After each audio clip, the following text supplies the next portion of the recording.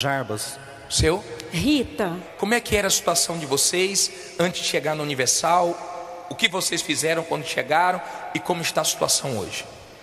Então, quando eu cheguei à igreja primeiro, antes do meu esposo.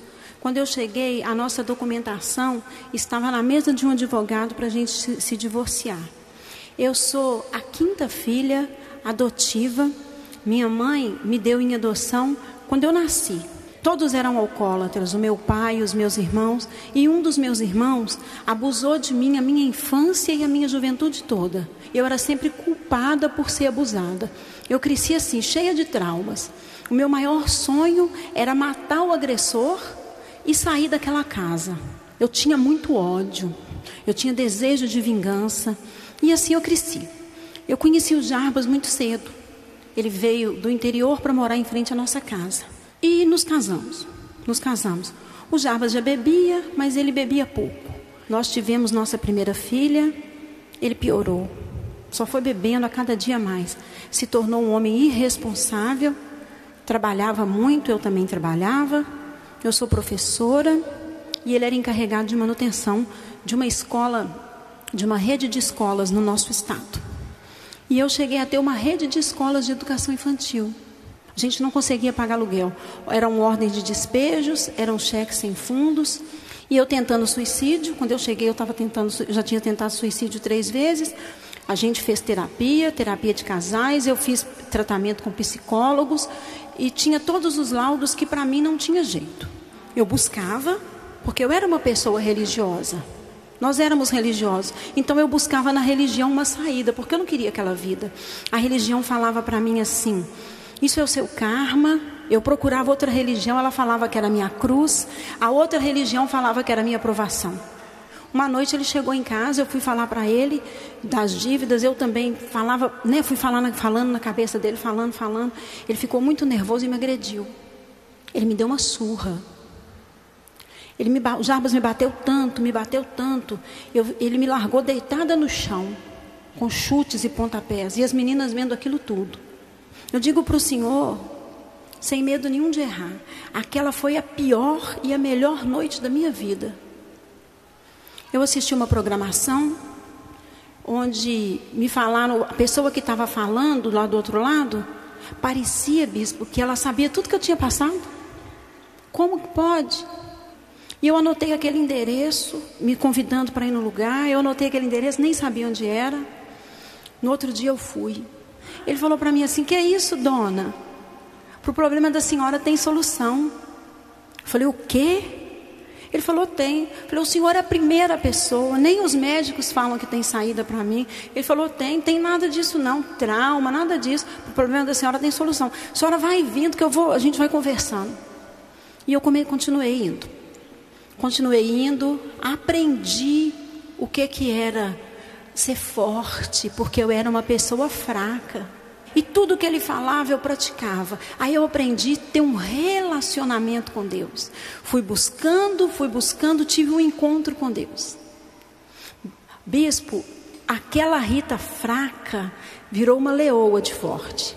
Aprendi a ser dizimista fiel, a honrar o sagrado, devolver os meus dízimos, fazia os meus votos nas campanhas que tinham. Até, bispo, que chegou um propósito denominado Fogueira Santa de Israel. Eu falei: meu Deus, que santa que é essa? Que santa é essa?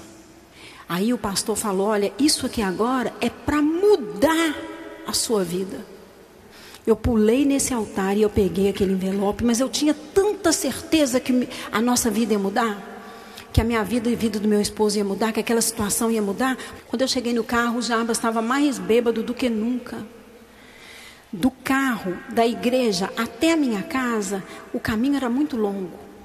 Mas se eu penso num homem usado para te infernizar, era esse meu marido. Eu sabia que era o demônio. Então ele não entendia. Aí o que ele pensava? Isso ele sabe falar até melhor que eu. Ele pensava que eu estava de caso com um pastor, que eu era amante de um pastor. É? Era verdade, porque quando eu chegava na igreja com ela, eu já ia bêbado. E quando ela saía do carro, ela saía, muitas vezes nervosa comigo. Porque a gente discutia muito, brigava muito. E quando terminava a reunião, ela voltava para o carro cantando, sorrindo. Tem um homem na jogada, se eu pensar. Porque eu já tinha uma legião de demônios na minha vida. Então começou a soprar na minha mente: não, ela está tendo um caso com o pastor. Você tem que investigar, você tem que descobrir o que está acontecendo com ela. E num sábado, foi num sábado, né? Num sábado. Esse dia eu não bebi.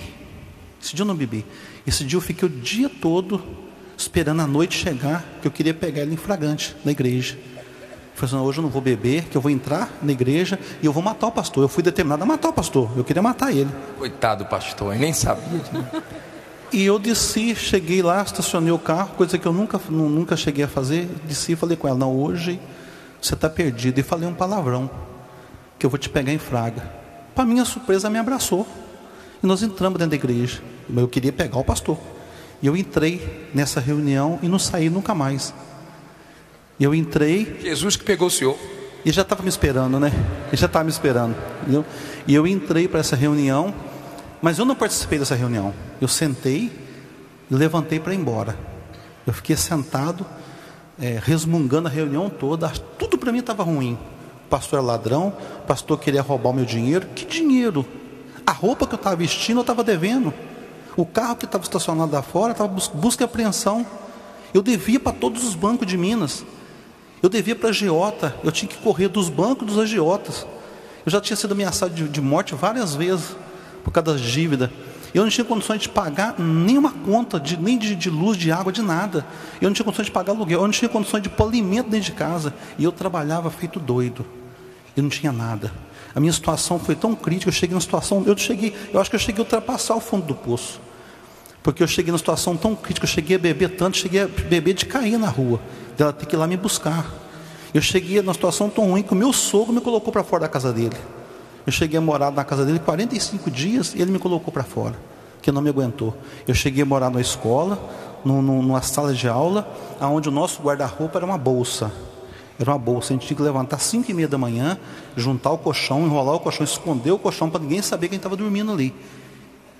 Aí, essa era a minha situação. Essa é a situação a qual eu cheguei na igreja. E mesmo assim ainda falava que o pastor não queria roubar. Roubar o quê? O Jarbas era alcoólatra. O Jarbas não era dizimista, ele não entendia dízimo, ele não entendia nada. Mas a hora que foi falado que a vida dele podia mudar, eu não estava com ele. Ele pegou o envelope? Ele pegou o envelope. A senhora lembra do sacrifício que a senhora fez? Sim, senhor. Para minha surpresa, quem chegou lá em casa e falou para mim, ele falou que dormiu com aquele envelope abraçado. No outro dia ele levantou e falou comigo: olha, eu fui para a igreja. Falei: é mesmo? Ele falou: e a gente vai vender a nossa escola. Nós tínhamos na época 4 escolas, 3 falidas, que elas nem se mantinham, e tinha uma que ela era a melhor, era sede própria, era o único imóvel que a gente tinha, nós não tínhamos outro imóvel. Ele falou: nós vamos vender aquela escola. Eu falei: Jarbas, falei: meu Deus, eu assustei. Eu digo para o senhor, eu já estava na fé, e quando ele me falou, eu falei: Jarbas, mas você não está levando isso muito a sério? Primeiro dia dele na igreja. Então nós vamos vender essa escola. Eu estou falando para o senhor aqui, bispo, de um homem que não tinha responsabilidade. E eu estou falando para o senhor que ele queria vender o nosso sustento. Passei os alunos, tinha mais de 200 alunos matriculados. Passei os alunos, ela ficou com os professores. Na época, eu vou falar aqui para o senhor uma coisa, foi R$42 mil. E no dia que eu determinei que eu ia cumprir aquele envelope, o Jarbas subiu comigo e a gente cumpriu. Como é que é a vida de vocês hoje? Nós nos relacionamos muito bem, não tem trauma, não ficou trauma, não tem sequela de abuso. Eu liguei pro agressor, pedi perdão para ele, hoje a gente convive, eu perdoei o agressor, mas além disso, meu esposo hoje tem uma construtora, trabalhamos todos juntos, eu, ele, a minha filha caçula que conclui agora no final do ano o curso dela de arquitetura. Hoje nós temos vários carros quitados. A gente mora nessa chácara, essa é minha filha caçula. numa área de mais de 2.000 metros quadrados. Essa lagoa é no nosso quintal. Graças a Deus, bispo, moramos num dos condomínios mais confortáveis, mais seguros, lá onde a gente mora, lá no nosso estado. Não existe investimento maior, não existe ações de Petrobras, não existe ações de Banco do Brasil, não existe poupança, não existe investimento maior que possa garantir do que o altar. Não existe. Empresário que estiver aqui, invista no altar. O recurso vem. Deus abençoe.